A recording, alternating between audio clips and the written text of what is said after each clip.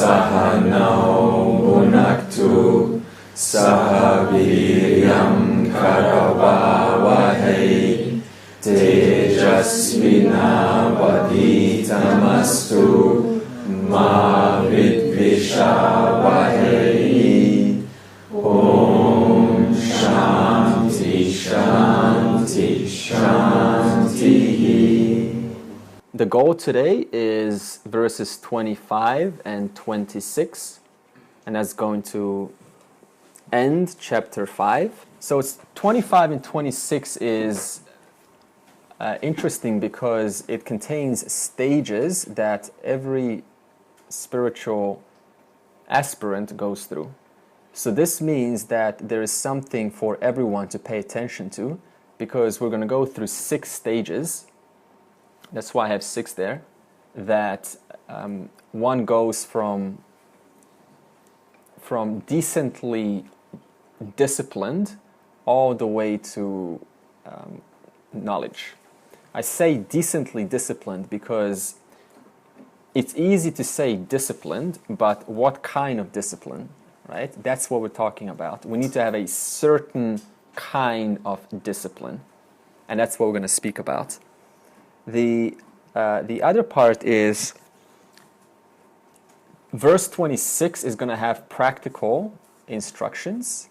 Okay, so verse 26 is going to support verse 25. So today is going to be about the 6 stages that everyone goes through, no exception.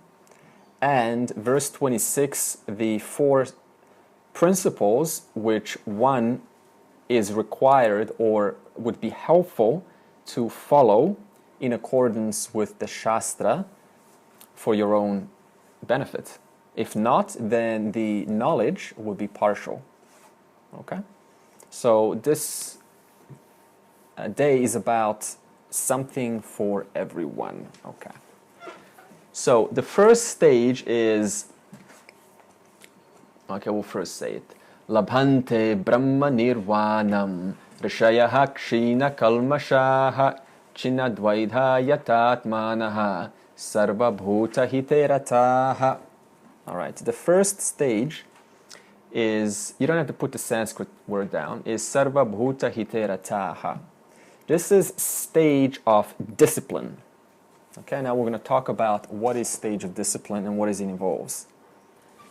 Stage of discipline is living, in one short line, living a life of morals and values. Okay. Or being interested in the welfare of all beings. Now you can see why I said a certain discipline, because it's easy to be disciplined in one's own needs, but it's something different to be disciplined to accommodate everyone. Okay? So now let's talk about this stage. This stage is, or involves, that we all go through, gradually expanding one's mind to accommodate others, other people, other animals, other members, and feeling their pain. Yeah. This is a mature mind. An immature mind is unable to feel other people's pain. A mature mind is able to feel, that is, to be sensitive to what others are going through. So that means the fundamental emotion that underlies all other emotions that form what we could equate to a mature human being is empathy. So we're talking about empathy. No empathy, no accommodation of others around us, because the empathy hasn't been developed.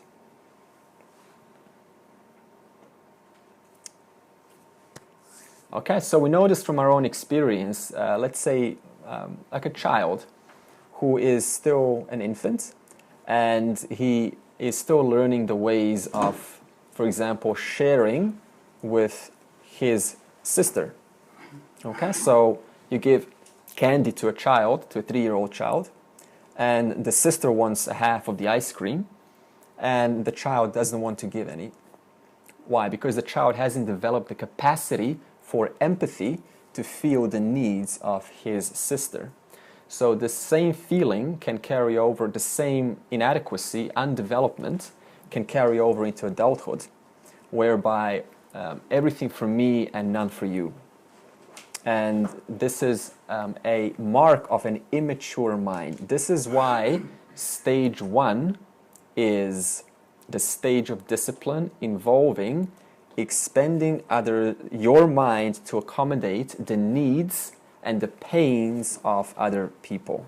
Okay? That means I share their joy and I share others' pain. In fact, this is, if you're married, a wonderful reason to be married, because being married allows the individuals on both sides to exercise this quality of empathy and to accommodate or to feel into or to be sensitive towards their partner or even children. One reason to have children, just one, not the only reason, is because if a person doesn't know empathy, then by having children, they are literally forced to develop empathy. Think about this.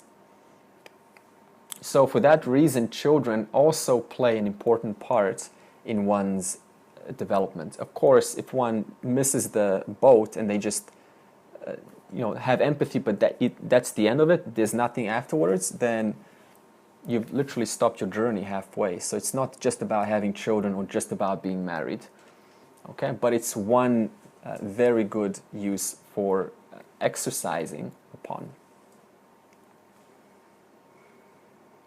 So the question is, why are we able to hurt other people? Physically or mentally? Or emotionally?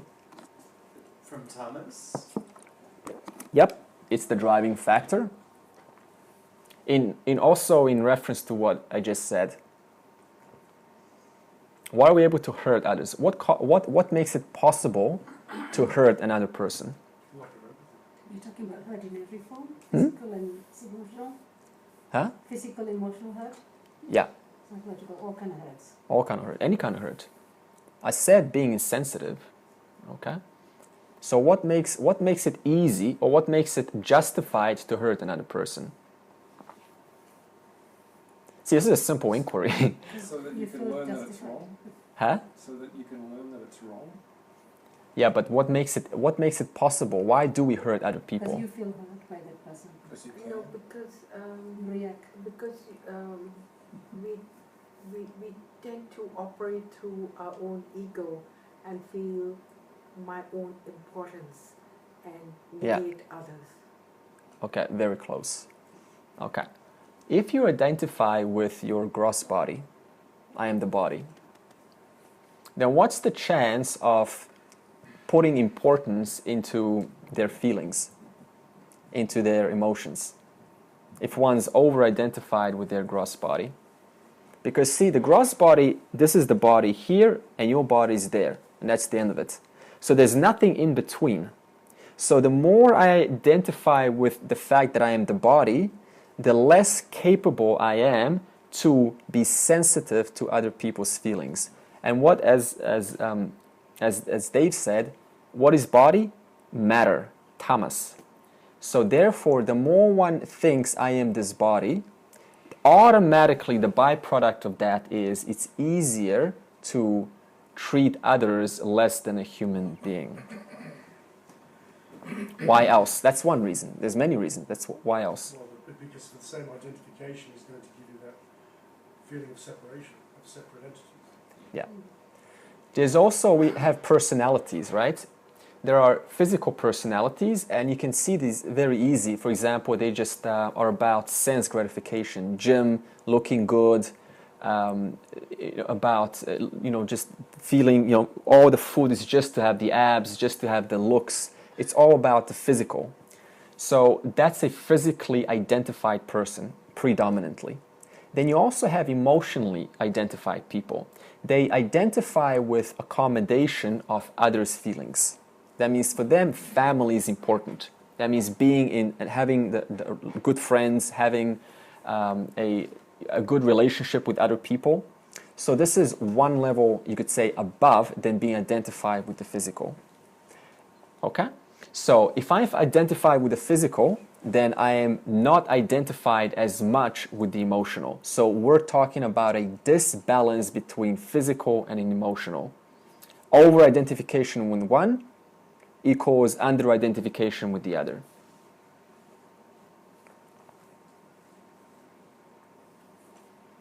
We can make a statement and say even that an insensitive person who is yet to work on their capacity for sensitivity is a wife or a husband who's unable to feel the wife's pain.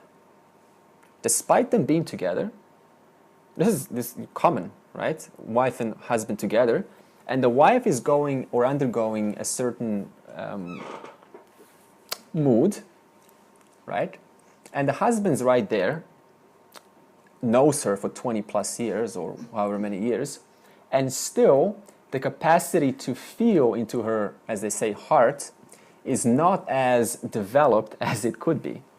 So this is the kind of stage, what we're talking about, self-discipline, which expands one's mind. This never ends, this expansion. And we'll talk about how, but we're just going to lay it out. So if this stage is not developed, then we call that an unbalanced person. So they will likely then not be interested in stage 2. Okay.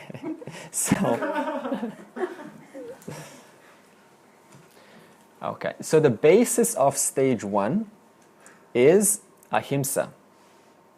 Now it starts to make sense what ahimsa means. In other words, a person who has well-developed stage 1 is the one who is an embodiment of ahimsa, non-injury. And what does non-injury mean? Empathy. My mind is expanded enough that I'm able to accommodate the needs and the emotions, the feelings of others because I'm unable to bear seeing them in pain. Why?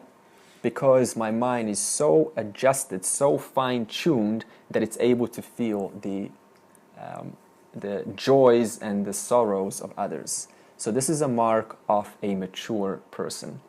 And if one thinks they can get away with just self-knowledge, without addressing the primary human emotion of accommodating one's mind to expand and to see into other people's pains, then there is some work to do. Okay? Is this like a spontaneous empathy or an empathy from the person? This is a good question. At the start, it turns out to be a conscious empathy. Like, let me stop and see how do they feel, right? You're taking an initiative to actually stop and then just to let me see into them. After doing this, like with anything, with practice, it becomes spontaneous, okay? So the question is how to arrive to stage 1 by spontaneous practice of accommodating colleagues, families, people at the train station, people in the airport, everyone's needs. That means the more judgment I have towards others, the less I am practicing stage 1. We're just on stage 1, not even stage 2, okay? The summary of stage 1 is ethics / Dharma. Now we also know what Dharma means. Dharma means spontaneous accommodation of other people. Therefore, I am naturally unable to hurt anyone. Because if somebody is hurt, I am hurt. Okay? So the attitude here is not necessarily, at the beginning it is, but at a certain time it's no longer. The attitude is not, I should perform ahimsa, because then I'm going to gain punya karma later on. That's not the attitude. Even though in the beginning it is, if this is not well developed. After some time, this attitude of non-hurting, that is ahimsa, becomes spontaneous. Why? Because one has practiced it for so long, and if one hurts another person, they are hurt. If I hurt you, I am hurt. You see? Okay, we also spoke about, at the beginning of the year, 3 types of karmas. We said tamas karma, rajas karma, and sattvika karma. So, by the performance and development of stage 1, that is self-discipline to accommodate others' feelings, emotions, to be sensitive to their feelings, this naturally changes one's action into or from tamas karma to rajas karma to sattvika karma. Okay? So sattvika karma is not about just some random fact. It's a living reality as a result of living dharma, living ethics, and living ahimsa. All right? So, now that one has consistently practiced, and this is non-ending, so don't think, by the way, don't think that one should now suddenly arrive to some incredible level of level 1, and then they say, okay, now I'm ready for level 2.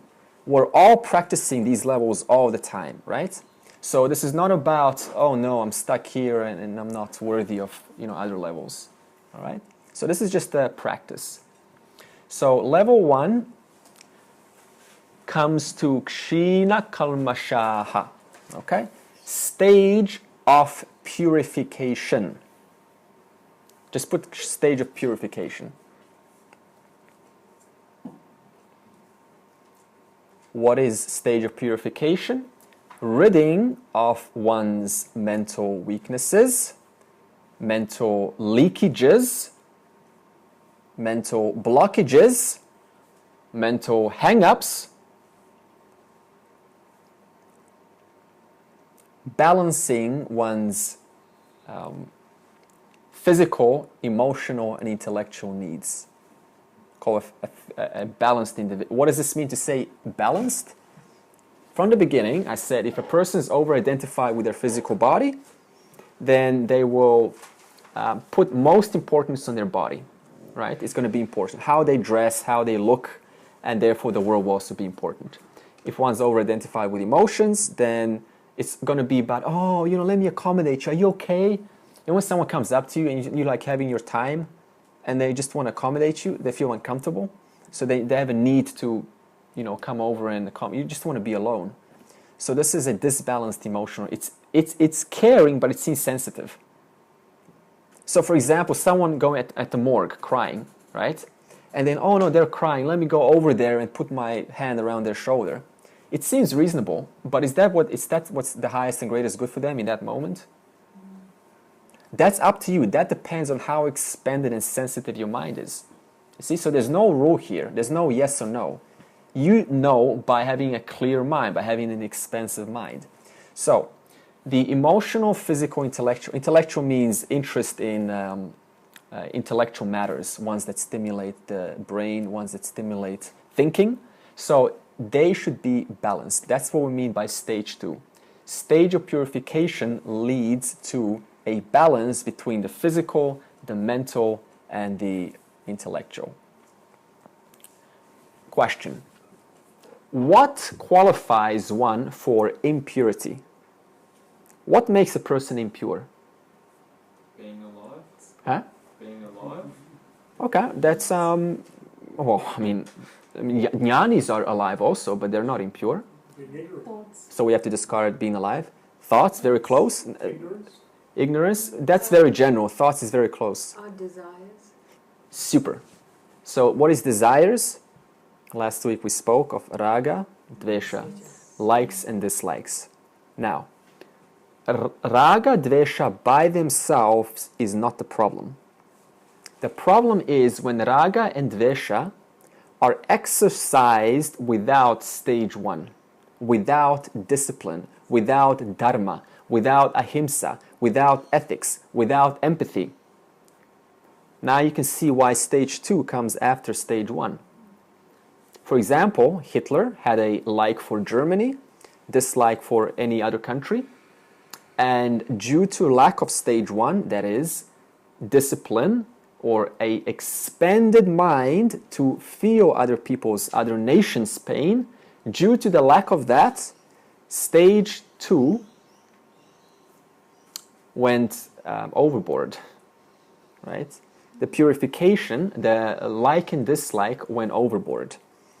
In other words, there's no limit because there's no guiding principle. There is no Dharma that is guiding my likes and dislikes. Therefore, this ends up into a over-exercising of one's likes and dislikes. Constant sense gratification, constant sense pleasure seeking, constant very harsh dislike. If I don't like someone and there is a very harshness attitude towards that, that's lack of stage 1. That's the reason. So, bringing it back to the question, what makes the person impure? The answer is excessive likes and dislikes. Okay? Because they are the guiding principle for such a person. And they constantly take the person to situations and environments which get the person into trouble, which then one has to address those consequences later on. So, how do we exercise? This is a how question. The balance of raga dvesha. One way is to cut down on something that you depend on. Think about something that you depend on for joy, because this is your raga operating you. This is you're depending on raga for happiness. So cut down, at least start with 10% or 20%, at least for a day, and see if you can still be untouched. If you like to put onions in all of your foods and you cannot go without onions, then leave the onions out. If you need to have a conversation that's 2 hours long, if anything shorter, then one says, no, I don't feel connected with you, then call the conversation to about 10 or 20 minutes and then walk away. You know this often thing between people, and they have to hang around for like 5 hours, and especially the one will say, oh, now I feel connected to you, because we've been talking for like 2 hours. What is this? This is her raga.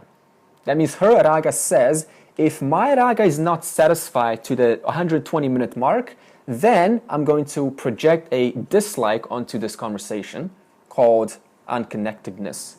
Okay? So our raga dveshas are the troublemakers in our life. This is why they are the cause, the source of impurity.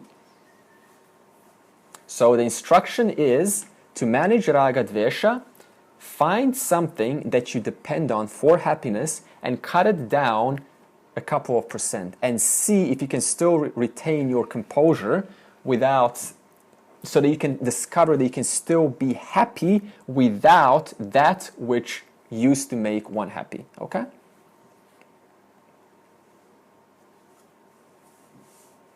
So stage 1, stage of discipline, living life of morals and virtues. Stage 2, living a life of purity. How? By managing one's raga dvesha. As a result, this paves way for stage 3, yatat manaha. Okay? Stage of self-inquiry. Which means self-inquiry is only possible, or proper self-inquiry that is, when stage 1 and 2 are sufficiently exercised. See, we all practice self-inquiry on worldly objects. Should I buy this car or that car? Should I live here or should I live there? Should I talk to them or should I not talk to them? This is not what we're speaking of, because the context here is self-knowledge, moksha. So obviously when I say self-inquiry, it would be self-inquiry about the subject I. Which means everything about your experience is self-inquiry. Okay? So this stage leads eventually to spiritual growth. This is the seed which causes spiritual growth. When the inquiry turns from worldly objects onto the person who is always present. That's what we call the beginning of the spiritual journey. So that means you can't call someone spiritual if they're very good inquiring, but they're inquiring about money or inquiring about how to make the best deal or to gain an upper hand in a sale. So that's not what we're speaking of. Okay. So this stage is efforts of self-inquiry in order to strengthen one's spiritual interest. Effort, that's the big word. If I don't apply effort into my inquiry, then the inquiry is going to remain only so attractive that it's going to become the following, which is I accommodate spirituality into my life. Familiar, doesn't it? Instead of I accommodate life into my spirituality. See the difference? It's a big difference. Because usually what we do is we say, spirituality is just something that I do haphazardly, once in a while, when I have some time, spare time, then I'm going to accommodate it into my life. That's not what we're speaking of.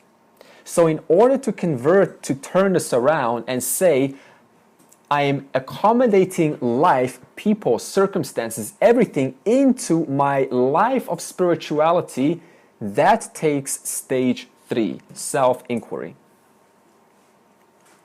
Is that clear, that difference? Okay, in Vedanta, according to Vedanta, there is no such thing as being blessed by God out of nowhere or for no reason, out of the blue. According to Vedanta, grace is earned. That means grace is only earned by your effort. That's why I said self-inquiry is effort. Which means if I don't apply effort, then we're going to go into that formula, and that is to accommodate spirituality into my life. And that's not how it works. Because if that is the case, then this is not going to work. Moksha is not something that is haphazard or something that I just accommodate once in a while. It's literally a 24/7 effort. One dreams about it, one thinks about it, one is obsessed about it, one is crazy about it, one has no life other than moksha. When I say moksha, I mean permanent knowledge without sporadically losing who the I is and then going, oh, I lost it, right? So moksha is permanent. So considering if something requires so much effort, and you should be glad that it does require so much effort, then why would one want to accommodate spirituality into one's life? Automatically, you just say, spirituality is my life. There's no other reason to live. There's no other reason to be. Does that grace include grace from past lives as well? It does, of course, because the punya karma from past life adds up, and then you end up into a methodology that helps you to move forward, right? So you got to think about why are you attracted to certain things. It's simply because the punya has come to a point where you're now, quote, blessed. But God didn't bless you. You blessed yourself through your efforts. That's the difference. That's why I say this stage is about self-effort. So Okay. grace is just another form of karma. Grace is used to refer to karma that has been constantly applied in the light of stage 1, stage 2, and stage 3. That means if I constantly inquire about money, how much money I should make, then I'm not going to say, oh, I've been graced. I'm not going to, quote, say I've been graced. Why? Because my vivek, my discrimination has been towards the world and not towards the matters of spiritual growth.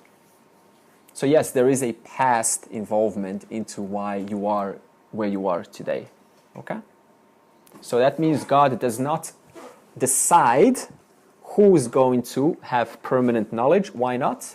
Why doesn't God decide? And what's the problem? What's the logical fallacy if we say that God blesses you? Because everyone already has it. That's very good. The other part is, if we say that God blesses an individual with a lot of punya karma, then what are we saying? What? Dvaita. Huh? Dvaita. Dvaita. We're saying that it's a God who is partial. I love you more than the other. You see, God is not an anthropomorphic creature who blesses, and by the virtue of its blessing, we then go, oh, I am so lucky. You're not lucky. You only say I'm lucky in reference to the past punya karma that has been accumulated to bring you to where you are today. It's the same thing in business. If a person strives step by step, little by little, they make a business, they grow the business, and then they say, I'm lucky. But in actuality, they're not lucky. They did it through constant self-inquiry, constant effort, constant attempt, right? Is this working out? How are my sales going? Who else can I joint venture with? That's just for business. Same thing for viveka, for discrimination of one's spiritual growth. It was chapter 9, 9, Krishna says, my grace is universally available to all. Okay? So Ishwara, God says, my grace is universally available to all. You just need to, what? Use it. So what do we mean by using it? What we mean is this. Suppose there are two people. Okay, they're both hungry. One person decides to take a seed and plant it in the ground. The sun is already given, the soil is already given, the rain is already given. And they wait, and they make food. While the other person, despite also having the sun, the soil, and the rain, that is to plant their own seeds, doesn't make use of that which is already available. Thus, the consequence is unlucky, but this one is lucky. But it's actually not lucky, it's by my own effort that I have applied and used what was already provided for me all along. That which is provided for me all along is what we call God's grace. That means you have to use that which is available to you. That means I have to use the knowledge to remove ignorance. If I don't use it, well, then one's going to pay the consequences of that also. So we refer to grace, trying to understand the word grace here a bit better. Yeah, okay, grace is said to attribute one who is blessed. So one who is blessed by what, right? By something that is good. Yeah, this we're talking in terms of spirituality here. Yeah.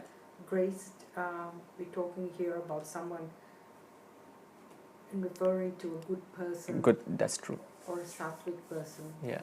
So we say he's graced. No, we're going to say that person is graced by one's own use of free will. Once I use my choice, A or B, plant the seed or don't plant the seed. When I plant the seed, I am blessed by the result. Therefore, I say God's grace. So I can only say God's grace if I apply my free will by using that which is provided for me already. So the person has earned its own grace. They have earned it. And so I think it's all coming down to using one's intelligence. Exactly. That means depending on how educated one is depends on the limitations of the amount of actions and the quality of actions one's able to apply. And that itself is also a result of their choices in the past.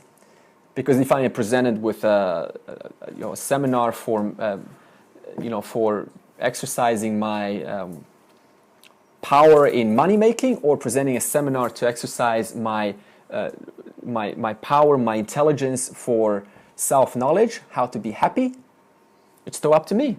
But both are going to have consequences, right?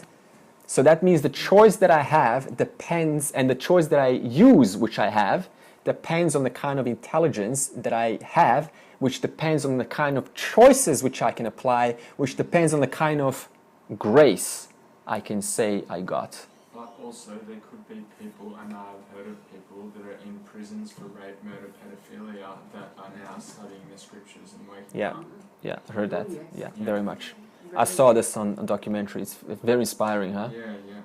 Because their lives have changed around. And one of them said, my life I'm not that person anymore. You know, I'm someone totally else, totally different. So do you think that could be grace from past lives? Yeah, you see, this is exactly the thing. You know, why are they suddenly? So that means, if you think about it, they had to perform this this act, this sinful act, as we would call it, apparently sinful, in order for them to capture the interest, or to be captured, or for their interest to be captured by the Shastra. That's why you can't ever judge, ever. And I know one guy also, I watched a documentary, it's like, wow, this guy's got a really nice demeanor, nice personality. And he took the host to his cell, and you can just see like books of Buddhism, Kabbalah, religious books. And this guy's like speaking like really wise. So could it be self-inquiry during the prison term? huh? Could it be self-inquiry during the prison term? Probably, yeah. So even that, see, I have the cell to myself.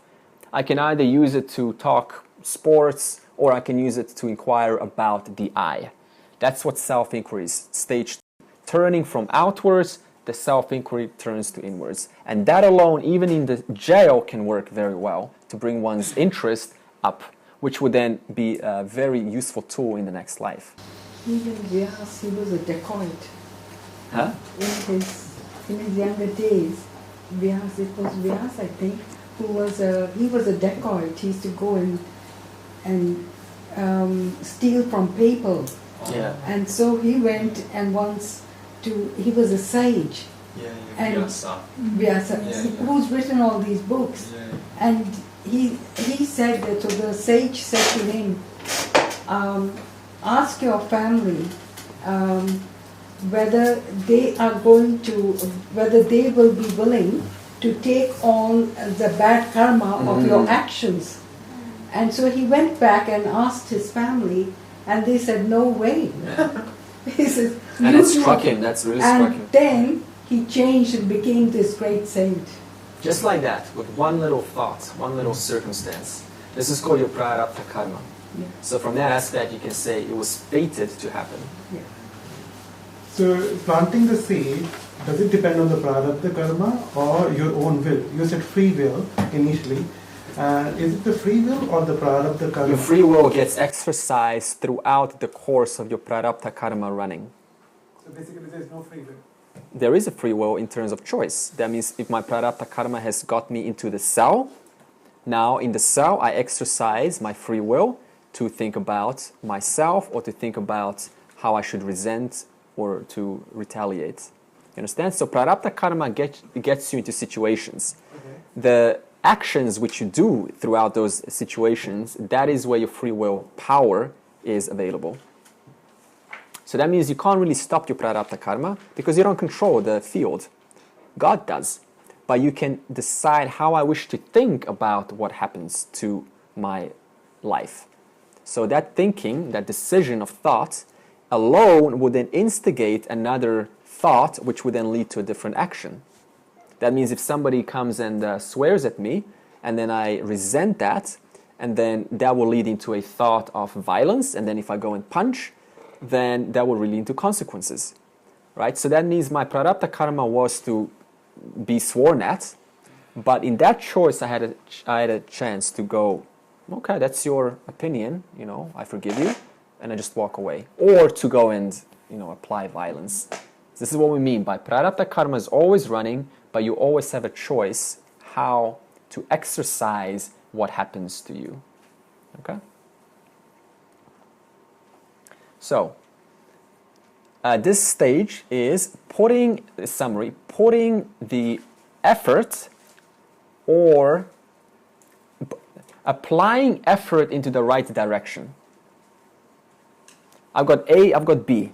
Both require effort. So which direction should I go? That direction which would most likely be conducive according to stage 1, which is what?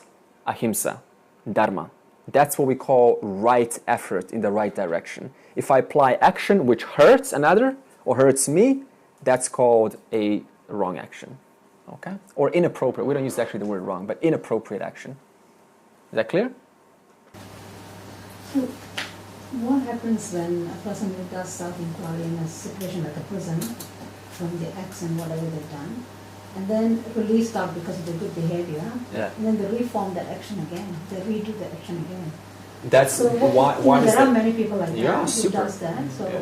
what happened? Okay, why does that happen? Because in the jail, in the cell, the environment was conducive for retaining the suppressed. As soon as the is contacted by the sense organs, the world triggers the person's likes and dislikes, and because they were not controlled truly in the cell, they go and express themselves. It doesn't even have to be a cell either, it could be your room in the ashram. Absolutely. The tree in the forest. Yeah. Yeah. This is why we have one personality in the house. As soon as you get out of the house, it's someone totally different. Why? Because the environment is constantly triggering these likes and dislikes. This is why stage of reducing raga dvesha, likes, dislikes, is so important. Otherwise, one becomes a slave helplessly to their likes and dislikes. Okay. Stage 4 is rishayaha. All right. Rishayaha is stage of gaining knowledge. So this means this stage you can only be called a rishi once stage 1, 2, and 3 are complete. Now, what does rishi mean, by the way? Rishi comes from the Sanskrit word rish, and rish means to know. This means that you can be a rishi in your knitting class, right? It just means to know, nothing mystical. You can be a rishi in painting, right? Because you know how to paint. You can be a rishi as a CEO. That means you know the subject matter. So in the context of Vedanta, it's the one who knows who or what I am as a result of the prior stage of self-inquiry. That means a rishi can only come to the stage of a rishi once one has inquired into who I am and who I am not. That's why a rishi comes after self-inquiry. A rishi is, by the way, not someone who has a long beard, knotted hair, orange robe, has a certain age to them, looks wise, speaks in a very authoritative manner, people are coming up to them, and how many other circumstances do we have? Like really persuasive circumstances that we go, okay, that's definitely a rishi. That's the guru. Rishi has nothing to do with how one looks, how young or old one is, what kind of authority they have, how are others responding to them, has nothing to do with this, just to get that clear. In fact, the more prominent, the more exuberant, the more flamboyant, the more expressive, the more it's like, wow. The more that wow feeling comes, the more one should be ideally careful. Okay, not always, of course, there's always exceptions. Like Chinmaya was a fantastic rishi and had a lot of people. But then how do you really tell who's true, who's the real deal? Right? Don't fall for these looks. That's the whole point. What's the rishi going to care what kind of clothes are being worn, or how are they speaking to another person, or what kind of authority they're projecting? It's got nothing to do with it. So rishi just humbly means one who has self-knowledge. One whose mind is expanded enough from stage 1 not to be able to trick others into thinking I am higher and others are lower. You see how it's connected? If my mind is expanded, I accommodate your needs, accommodate your feelings. Thus, how does it make sense to now claim one as a true rishi and put oneself above? Wouldn't that automatically hurt other people? right? Because we all feel lower and above. We need to feel it. But if I truly feel that, then how can I possibly claim myself to be a rishi? So claiming oneself to be a rishi while at the same time having this aura of I am above you, be careful, right? A rishi is just completely equal to an ordinary person. The more ordinary, the better. All right, so rishi means one who has knowledge in this context of who I am and who I am not. Tattva vivekaha atman satyam tadanyat sarvam mitya iti. In other words, one who knows that the Atman is satyam and everything else is mitya. Okay. This then leads to stage 5, chinna dvaita. Stage of gaining conviction. This is one of the most important stages. This stage involves freedom from doubts, clarifying all one's doubts in the matter of who I am and who I am not. In the matter of 3 points, actually. Clarifying doubts about what? Number 1, Jeeva. What is a Jeeva? A Jeeva is that one who mistakes themselves to be the body-mind-intellect complex. That means you cannot call a wise person a Jeeva. A wise person is called a Jeeva Muktaha, but not a Jeeva. So Jeeva is only applicable to one who doesn't or hasn't assimilated the knowledge to the point of knowing without a shadow of a doubt that I am not this body, but I am something that is beyond the body. Okay, that's a Jeeva, number 1. Number 2, Jagat. So removing doubts regarding Jagat. Jagat means world. How do we define the world in the most accurate way possible by getting 10 out of 10? This is what you would have to answer if somebody asks you, what is the world? When I say the world, am I just talking about Earth? No. No. World is just matter, right? The world. The universe is the world. The world is time, space, and all objects within it. Can you get more accurate than that? What is there but time and space and objects in time and space? That's Jagat.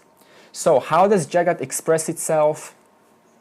In a form of laws and orders. By whom or by what?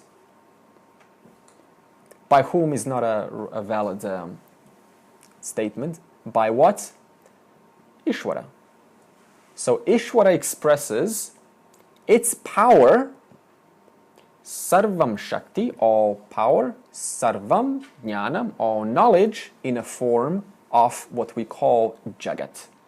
And what we call Jagat is nothing but laws and orders operating, connecting, and working, producing what we have right now. For example, the law of order called sound is now traveling from this mouth, and the law of air is allowing the transference of sound waves to enter your eardrums, and the eardrums have hairs which are now vibrating, which you also did not create, but it was a order, a law created by the creator, which is then sending electrical impulses to the region of the brain, which is converting those sounds into symbols, which then addresses the chitta, that is your memory, and the chitta you certainly did not create either, the faculty to remember. So the sounds are being compared to the chitta, and then you're able to go, I understand the English language. And all this happens in microseconds without even noticing it. So these laws and orders are in operation wherever we look around us. The law and order of gravity, for example, I just observe the law and order. If I drop this, it's going to fall down. I am observing a law and order given by Ishwara. And this law and order, the totality of these laws and order, we call Jagat. So what is Jagat? Laws and orders, time and space, and all objects within it.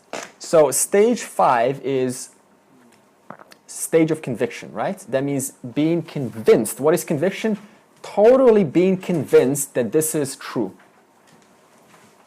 That's what conviction means, without any doubt. So, this means self-knowledge without conviction is as good as ignorance. What's the point of going, I'm Atman, but I'm also a little bit of Jeeva? That's not truth. That's partial truth. You're either one or the other. There's no in between. So conviction, stage 5, is conviction so strong that there is no doubt of who I am. Okay? The knowledge is complete. We call this complete knowledge Nishchaya Jnanam. I'm going to use this word again, so take note of it.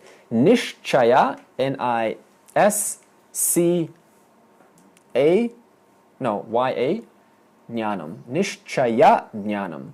Knowledge of conviction.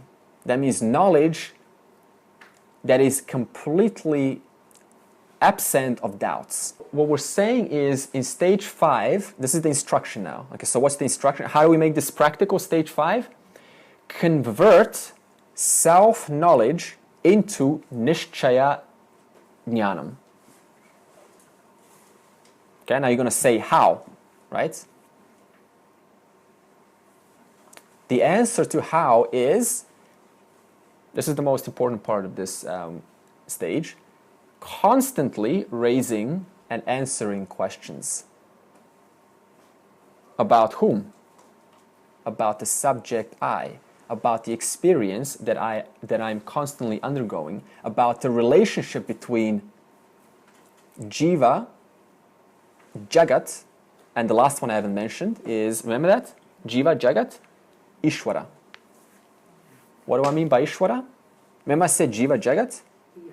That means removing all doubts about the Jeeva, who I am as a person, what is the world, that is what is God, and Ishwara, that is Brahman. So as you said before, we're practicing all stages as we go on. And All you can stages, say yeah. gaining conviction is heavily assisted by stage 3. Absolutely. Yeah. It's actually interlinked. Yeah. Except stage 3 is more preliminary. It's still kind of getting into it. It's planting the seeds. But stage 5, you're already into it. You're already obsessed into spirituality, right? So stage 5, we are constantly raising and inquiring about the nature of the I. So, for example, what does it mean to say conviction of knowledge? Think about I'm going to bring some examples. We say, I am immortal, right? This is a statement of truth, of fact. I am immortal. I'm speaking as the personal I. Okay, so when I say I, I'm talking about you.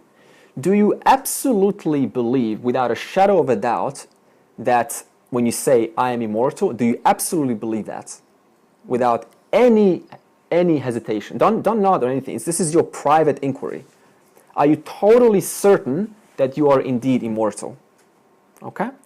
If not, raise questions and answer them. If you cannot answer them, then ask the teacher until you come to the resolution and remove all doubts preventing me from knowing that or from accepting that I'm indeed immortal.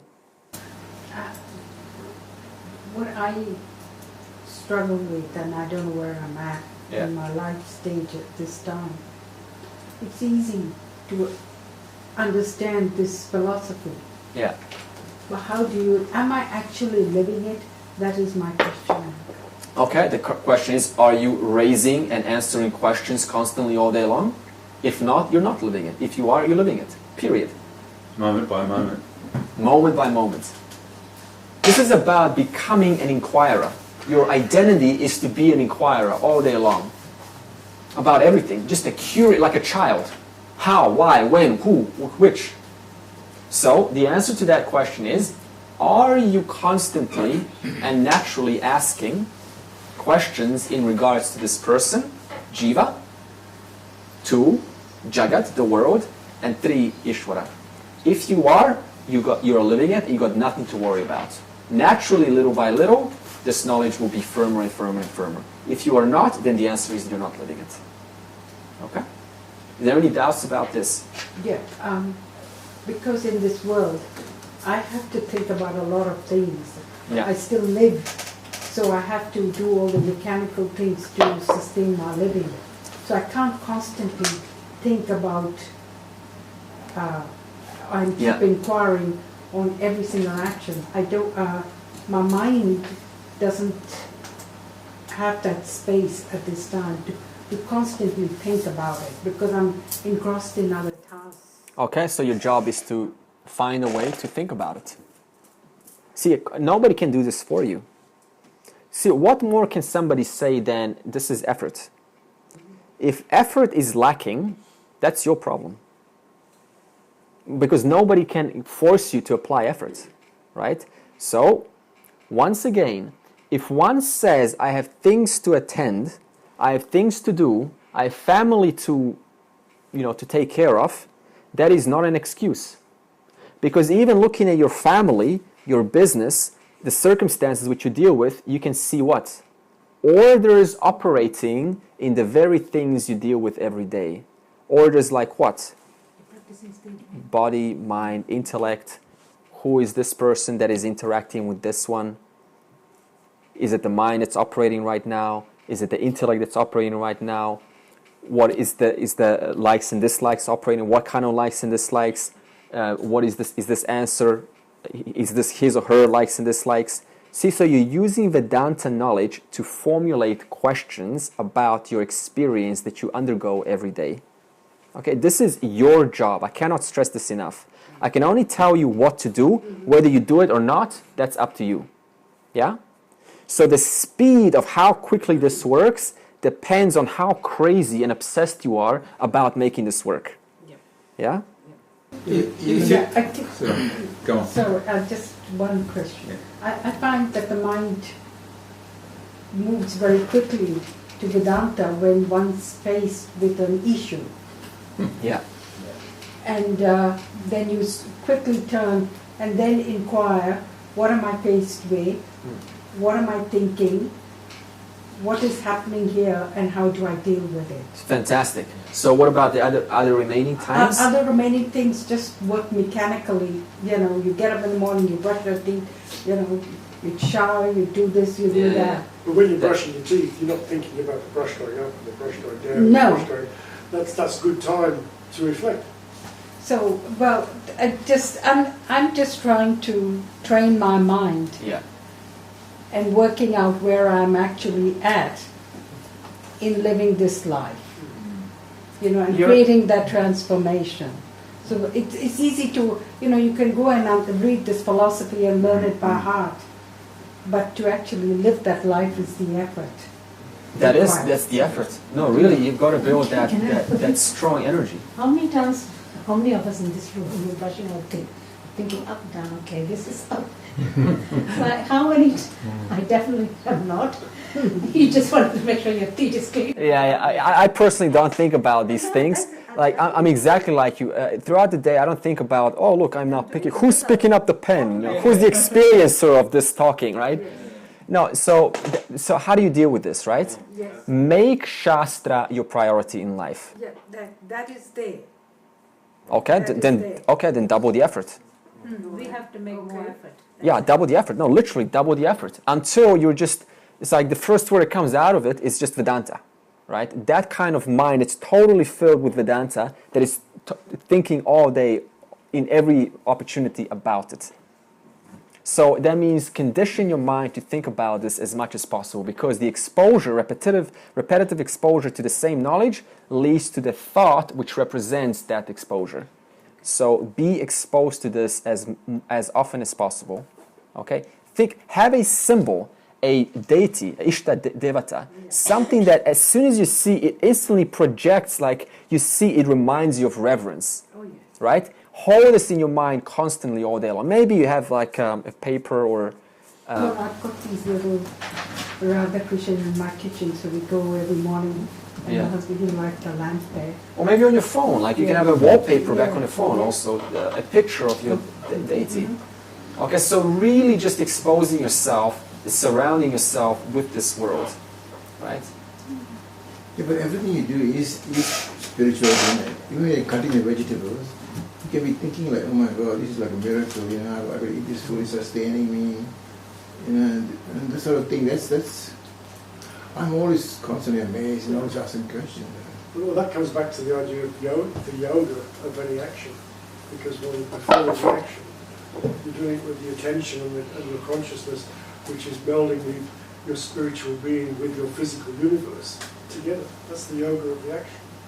Okay, let's move on. We've got a few more things to do. Okay. Another example is, do I really believe that the Lord I'm worshipping is non-different from me?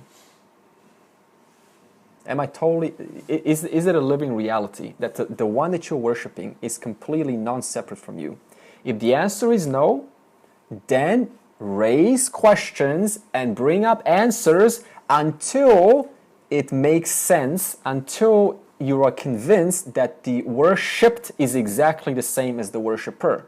For example, if I'm standing in front of a Shiva temple, then I'll say, what inheres both this deity and this worshipper, Brahman? So that means there is no difference between this and me. So this is the kind of inquiry we're talking about, using knowledge gained in class to inquire in the real world. Okay, the other is to ask, do I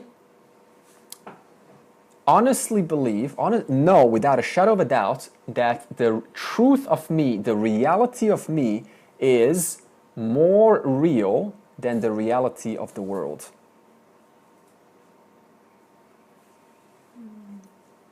Do I honestly believe that the reality of who I am, Brahman, is more real than this dream that I witness every day?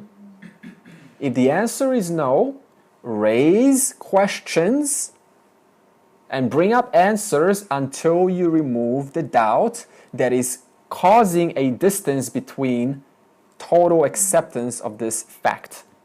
Okay? The point is you're raising questions and bringing up answers. All right. So summary of this stage is removal of doubt. Mananam. You heard before of mananam. Mananam is removal of doubt. Stage 6. Final stage, Brahma Nirvanam.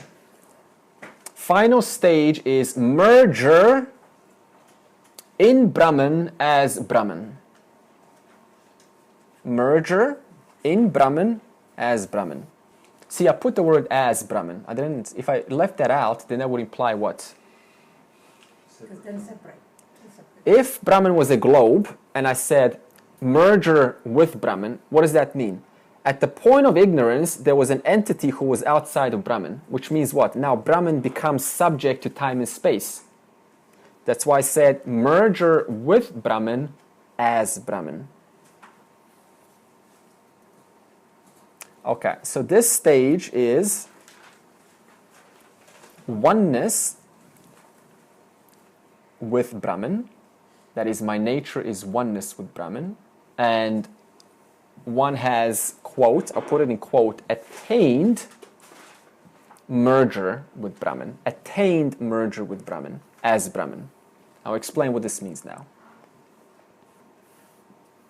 So attain does not mean merging physically, by the way. That's pretty obvious. What we mean when we say merge is removing the misconceptions or the false notion born out of ignorance that there is a distance between me and Brahman. That's what merger means. Removing the removal of the misconception or the false notion born out of beginningless beginning ignorance, which is causing or has caused me to believe that I am somehow apart or away from Brahman. This is exactly why the spiritual world, parts of it, are into trying to experience Brahman, trying to experience the reality of the total, is trying to experience God. Why? Because this fundamental error that the person, despite their ignorance of the total, is not separate from the total. You understand? Even when the person believes they are apart from the total, the truth is they are not apart from the total. Just like when the wave, who is ignorant, believes it is apart from the ocean. Whether it believes that or not, the fact is it is not apart from the ocean. So that's why we say this stage is the recognition that my nature is not separate from the whole, from the total. All right? So merger means dropping ignorance caused by the notion of distance. You're dropping that idea that there is a distance between me and you, between me and the total. All right, now we're going to talk about 4 stages. We're going to put this into a practical application. So that summarizes 25. All right, so you got 6 stages now, and you can see which stage one's in, and inquire which stage should I work more on. And this is a beautiful order as to what happens from the beginning all the way to when one can say merger with Brahman. In other words, removing the false notion that there was a distance between me and the total. All right? So the definition of this verse 25 is sages whose impurities have been destroyed, whose doubts have been resolved, who have self-mastery and who are happily engaged in the good of all beings. That's obviously stage 1, in the good of all beings, gain liberation. All right, so we just explain that in detail what this means. All right, verse 26. Kama krodha viyuktanam yatinam yatachetasam abhito brahma nirvanam vartate viditatmanam. All right. This verse is the same idea as the previous, except it summarizes the previous 6 verses into 4 stages, which are both stages and practical application. So these are the 4 great sadhanas. The first one is Kama Krodha Viyuktanam. You probably heard Kama Krodha before. So, okay, this stage is desire and anger management. Oh yeah. This pretty much sums up 99.999% of all therapies in the world. Under too much desire or too much anger. Of course, anger expresses as jealousy, possessiveness, greed, sorrow, anger. You just keep on going with this list, right? Guilt especially, yeah. So this is all just the source of anger. So obviously, this is a big one. Desire and anger management. Okay, kama is desire for acquisition. So this is still point 1? This is now describing what kama is before I describe what number 1 is. So just put kama is desire for acquisition, and krodha is anger caused by 2 principles. 1, the obstacle towards the attainment of my desire. So anger is caused when somebody obstructs the path towards my desire. What do I mean by that? Before we put number 2, we're on number 1 now, right? So, how is anger caused? Number 1, an obstacle obstructing what? Kama. All right? Example. Did you ever get stuck in a traffic jam? You need to get from here to there, but you couldn't move. So there were cars obstructing my path. And how did the person feel? Were they cheerful? Exactly. All right, so the cars were the obstruction to my desire to be over there. How about your desire, your kama, your desire is peace and quiet in your own house. But then the next door neighbor has big beats, right? So these big beats are obstructing my peace in a form of sound waves. How do you feel towards a neighbor? Oh, such a lovely guy, I love him. Huh? No, there's anger, right? There's anger. It's genuine. Why? Because the sound waves obviously originating from the source, and then the anger gets projected onto the source. Understandable.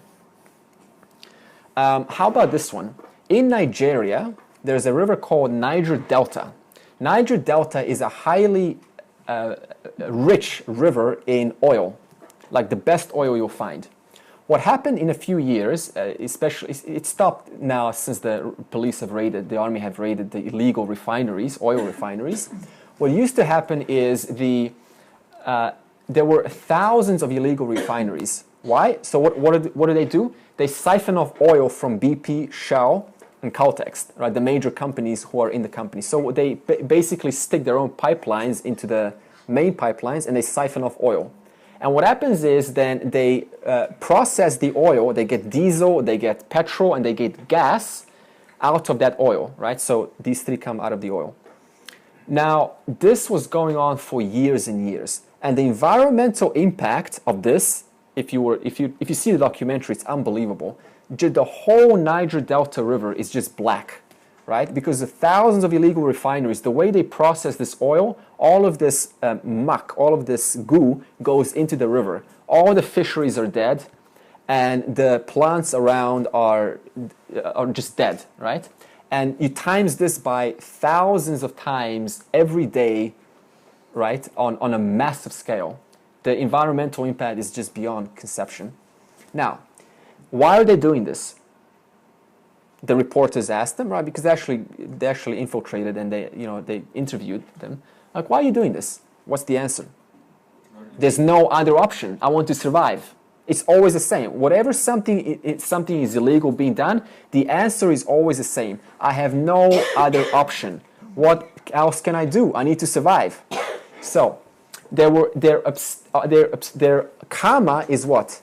Money for survival. You agree?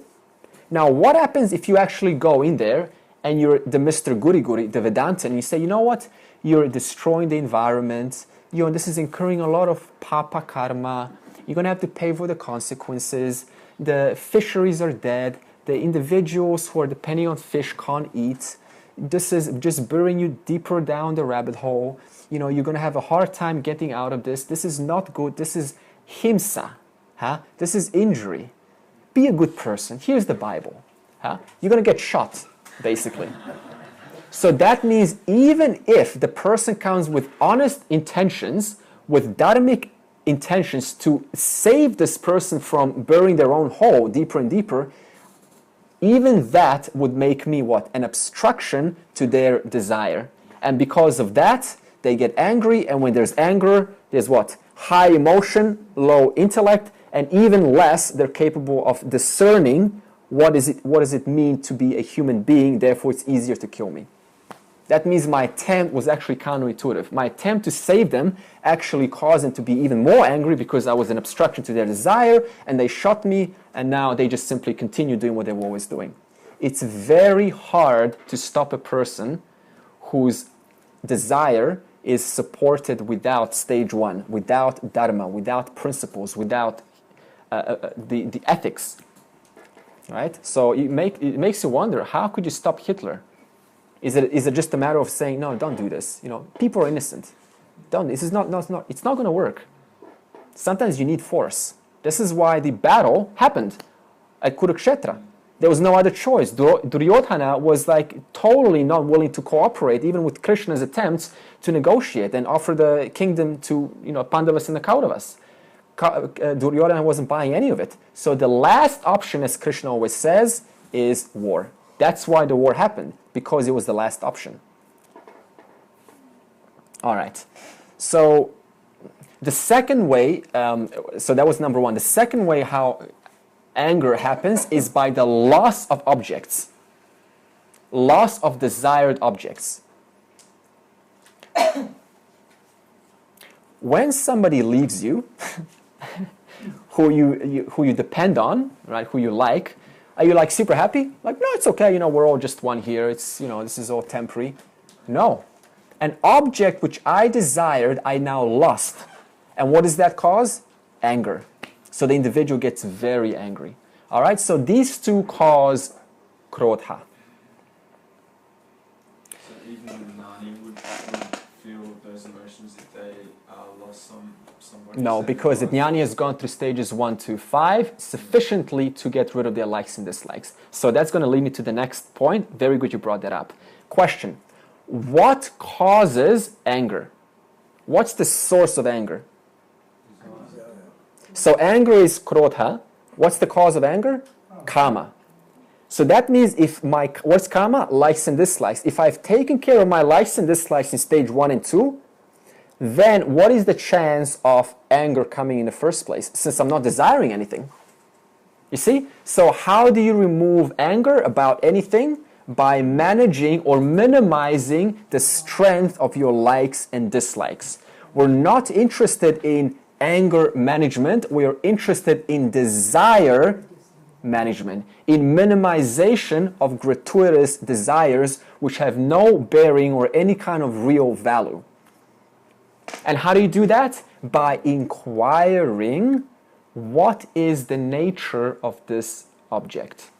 This is how you get out of the temptation. You stop and inquire, what is the truth of this object? Do I really need it? How is it really going to work out? Is it really going to last? What's the possibility of my interest sustaining itself for the next 5 years? Do I really need to apply all this effort? Right? So you inquire into the nature. As long as I don't inquire into the nature of objects, I'm going to be automatically persuaded to connect with this object. Why? Because it holds mysterious ideas into me. Why does it hold mystery?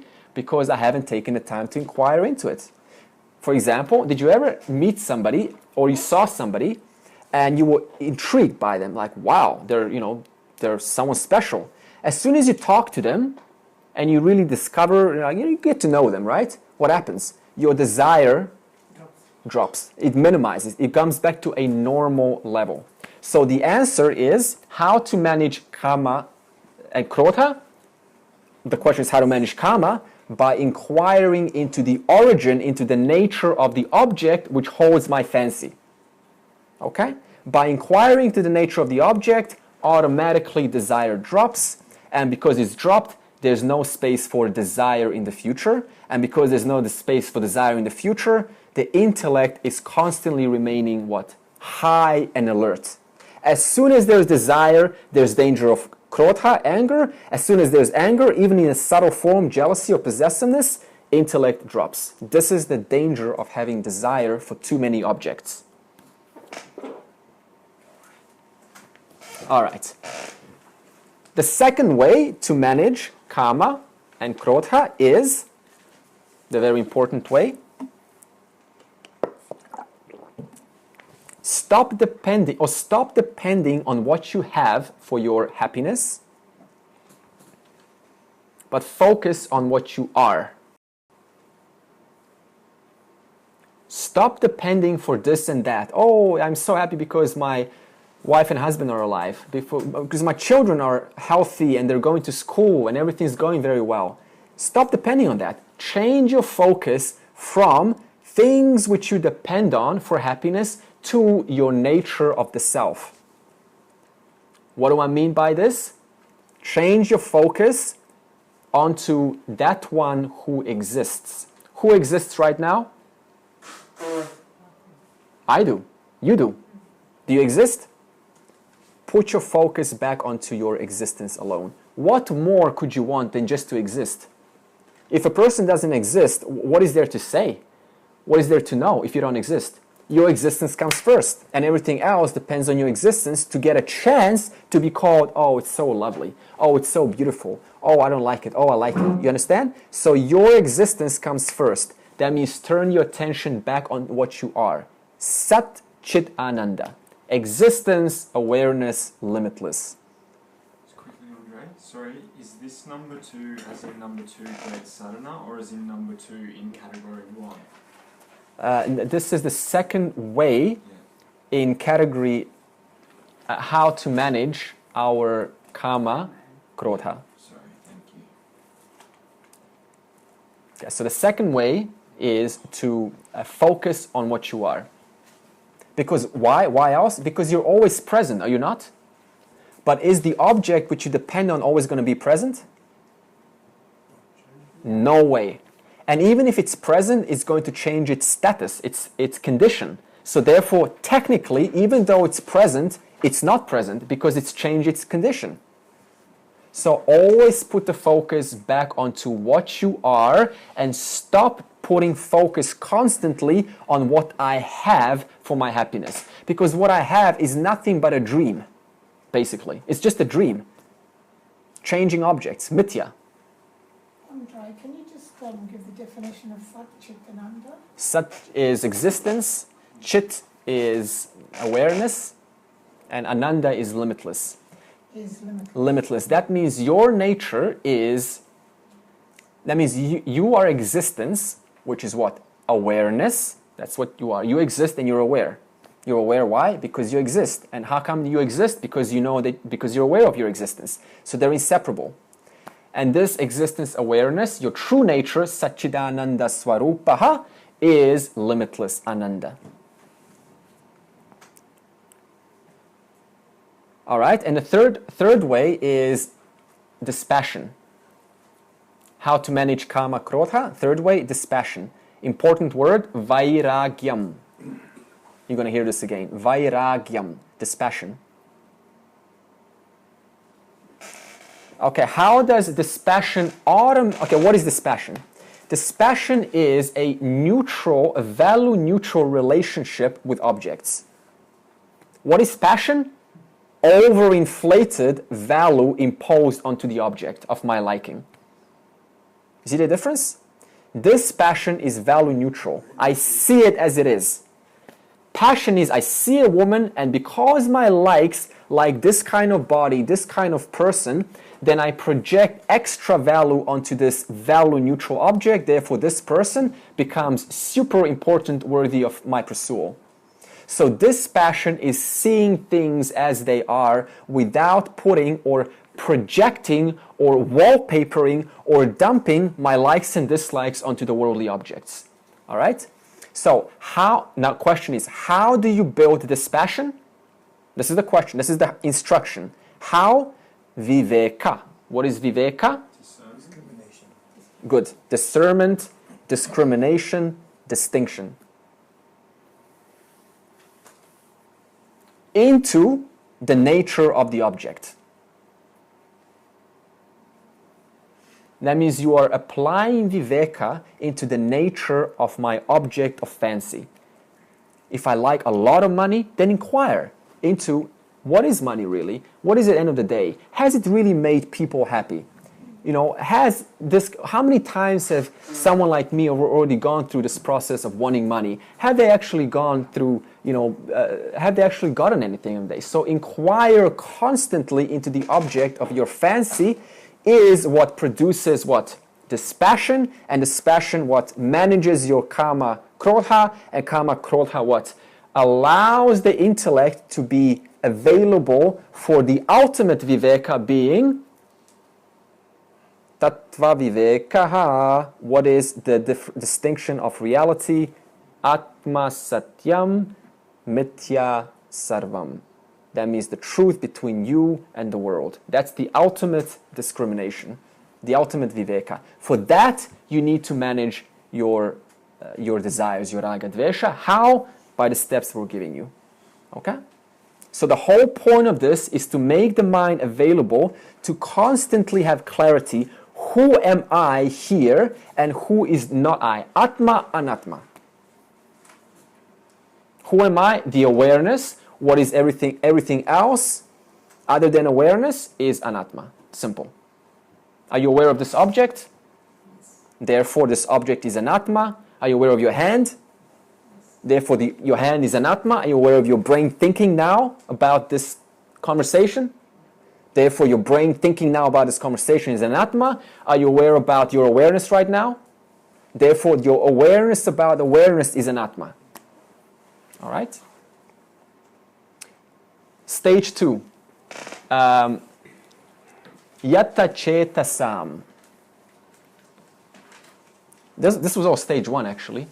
All right, kama krodha viyuktanam. Stage 2, yatta chetasam, is, all right, having an integrated and organized personality. Integrated, organized mind. Okay, stage 2, integrated, organized mind. I cannot stress the importance of being organized. If a person is disorganized in life, that is a direct mirror reflection of their thoughts. Okay? So the fastest way to organize your thoughts is by replicating a correlative action in real life, being start to get organized. Start to put your shoes in the same way, in the same direction, instead of throwing them all around. Put your spices in shelves. Okay? Put your vacuum cleaner in the section of where the appliances belong. Put your hammer, in the screwdriver into the section of one shelf. Okay? Because this is going to train the mind to what? Constantly look where things belong. How am I supposed to apply viveka, distinction, discrimination, if my minds are all over the place? How am I able to capture distinctions, this differentiation, if my mind is everywhere? So start to develop an organized personality. Look at your computer. Do you have folders, or are your files just all over your desktop without any categories? Okay, so there's so many ways you can start to categorize your life. Why? What's it in it for you? Because the direct correlation of how much you're organized in life directly applies how fast you're able to gain this knowledge, right? Because this knowledge needs an impeccable, a high amount of organization. Now, I know what you're thinking. Are you talking about being in your head? Compartmentalization? No. There's a difference between intelligent spontaneity and unintelligent spontaneity. The difference is unintelligent spontaneity is being spontaneous because I'm free. Just being, who cares? Why do I need to put things away? Right? That requires no intellect, does it? No intellect. What is intelligent spontaneity? Intelligent spontaneity is being spontaneous in your organized world. Therefore, you're able to find things quickly. You're able to, You're able to get to the target instantly without wasting time. All right? Intelligent. So we're not talking about being a in the head, right, left-brained, compartmentalized individual. We're talking about being spontaneous and intelligent simultaneously. That's stage 2. I'll give you a metaphor now that's going to color the scene in a beautiful way. What it means to be organized. Okay. Listen to the metaphor. I know we're going over time. This is super important, and we need to cover chapter 5. All right. Your mind, your body. This is a metaphor now. Your body is the car, the vehicle.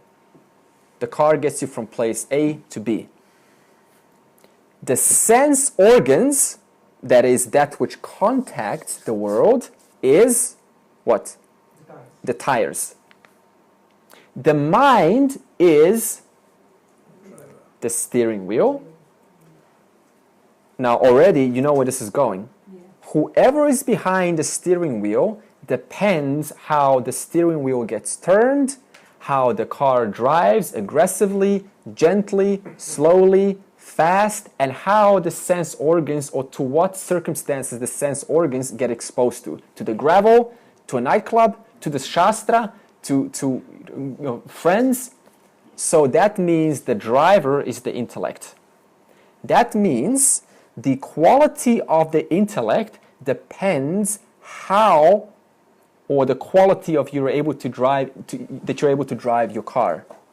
The education of the driver depends how many ways in the town they're able to cut and get to their destination. The less I know my town, the less educated I am, the harder it is to get to where I need to be, the more I get frustrated, the less intellect comes down, the more anger goes up.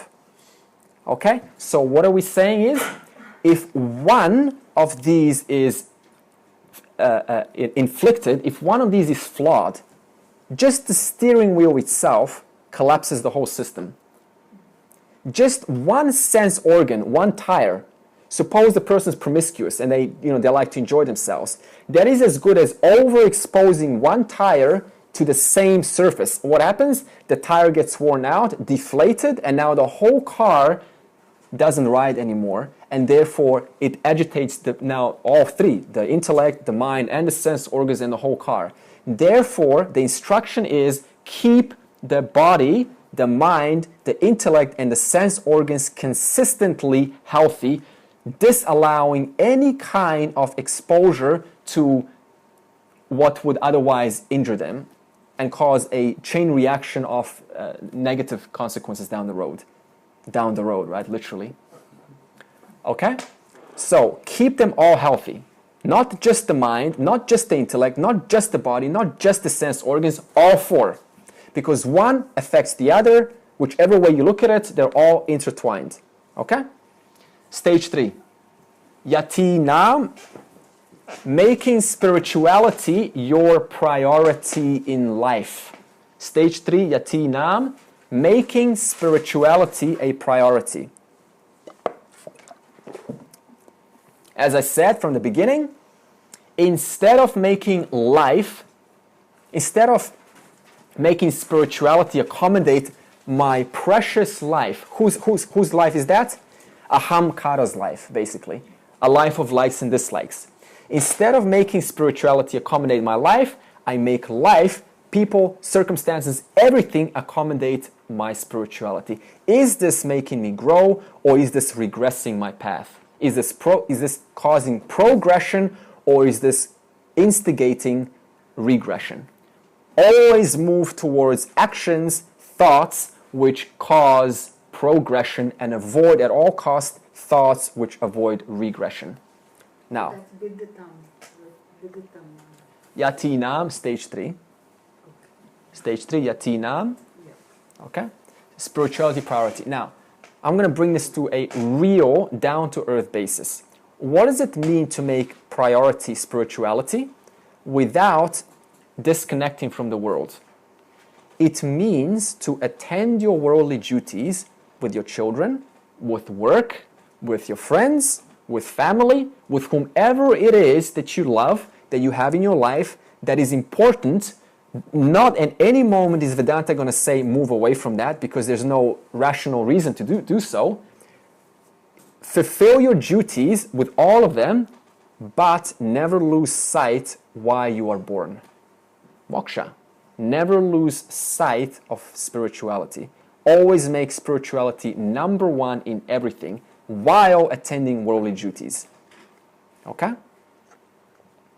Stage 4. Last stage and we're done.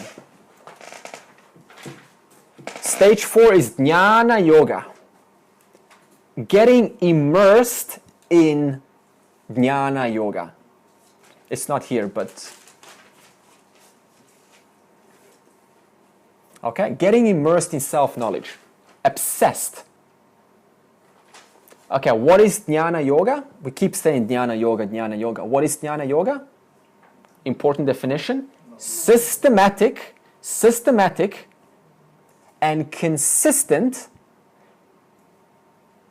study of Vedanta. Systematic and consistent study of Vedanta for a length of time under the guidance of a competent teacher. Competent acharya. Just put teacher. So this means if it's not what is systematic? A, B, C, D, E. We're not talking about random satsangs. Today we're going to talk about love. Next we're going to talk about fear. Next we're going to talk about Atman. Next we're going to talk about desire. No. A, B. That's why I'm going verse by verse. I'm not skipping. I'm going verse by. This is called systematic. Therefore, your job is whatever book you're involved in, whatever event you're going to, there needs to be a systematic approach, a continuity, a thread that one connects from the previous and the next one connects from the previous, instead of going all over the place. All over the place does not work, I promise you that. I know people in spirituality for 20 plus years who are so sharp in Buddhism, Jainism, Kabbalah, a little bit of Neo-Advaita. They know everything, but still, I'm still looking who I am. I don't know who I am. Why? Because they're everywhere. have a consistent, systematic approach. All right? So if you're not consistent and systematic, that is not jnana yoga, that's going to cause to failure of ascertaining this knowledge into real life embodiment, to embodying this knowledge, to actualizing this knowledge. Okay, I'm almost done. All right, so these people who have what? Ascertained this knowledge, Brahma Nirvanam. Brahma Nirvanam. So these people who have now ascertained are called jnanis, and they have Brahma Nirvanam. And what do we say about Brahma Nirvanam? Oneness with Brahman. Merger with Brahman, meaning what? The false idea, the misconception that there is a distance between me and the total is removed. That's what merger with Brahman means, all right? And this merger is abhito, abhitaha. Abhitaha means it is a merger while the person is living, that is jivan muktaha, and after the person's body dies, that's called videha muktaha. Okay? So there is no difference for a realized person whether there is a body or whether the body is dead. That's why this merger is the same. All right. Final, chapter 5 ending. The Shastras use a fantastic example what it means to say merger. Okay? So look at this pot. This pot is a jnani, a wise person. The space in the spot, you see the space? You can't see the space but there is space, right? Because if I put water, the pot's going to hold it. So there is space. So there is space in the pot. And there is what? Also space outside the pot. So suppose this pot is alive, okay? And we call this pot a jivan muktaha. What the jivan muktaha knows is that the space in the pot, the consciousness that I inhere, is exactly the same space of the total. Understand? This is what jnanam causes one to understand and accept. This is not a matter of trying to experience. Why not? Because the space of the total is exactly the same space that is already inhered by the individual. Therefore, there is no possibility of trying to experience that which is already inhering in me right now. Okay?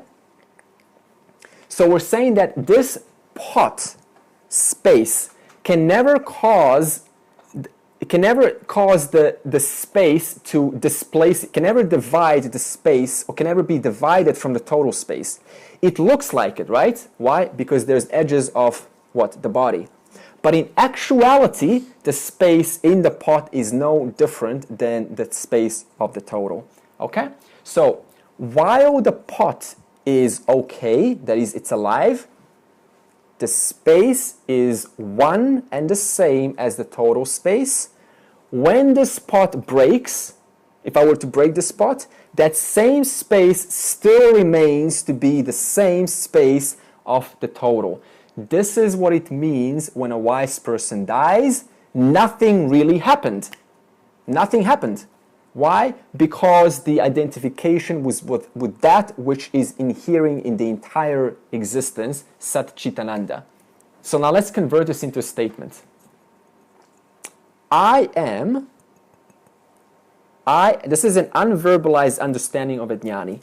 I am one indivisible consciousness. I am one indivisible consciousness while this body is here, and I am one indivisible consciousness when this body is no longer here. What really changed? One indivisible consciousness is here right now in you, listening to these words. It's right now. You're not separate from this total. And when the body dies, that one indivisible consciousness who you are right now, your awareness that is, still continues. Nothing ever happened. The body came and went, but you continue to exist. This is the benefit of Jnana Yoga. Once assimilated and accepted, it is just a matter of going, indeed, the consciousness which I inhere is no different than the one indivisible consciousness that inheres in everyone.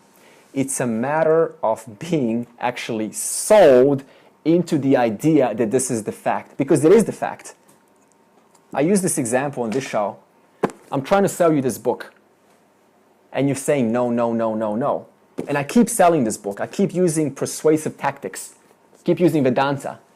And you see no, no, no, no, no. And one day, I say something and you say, all right, I'm convinced. I'm going to buy the book. Right? That's how a sale happens. What happened in that moment? Instantly, the doubter died. Instantly, that one who was there, refusing to accept that the space in here is the same as the space on the outside, that doubter in 1 second died. And now, suddenly, I have fully ascertained and accepted that indeed, that consciousness in me always is the same as the consciousness of the total. So that means I've been sold on the idea of truth, which stands true at all times, in the present, in the past, in the present, and the future. So what Vedanta is really just to convince, persuade the mind, the skeptical mind, as a result of endless generations of ignorance, that indeed its nature is not separate from the nature of the total. Om Tat Sat Iti Srimad Bhagavad Gita Upanishatsu Brahma Vidyaya Yoga Shastre Shri Krishna Arjuna Samvade Sannyasa Karma Yoga Nama Panchamodhyaya. Brahman is the only reality.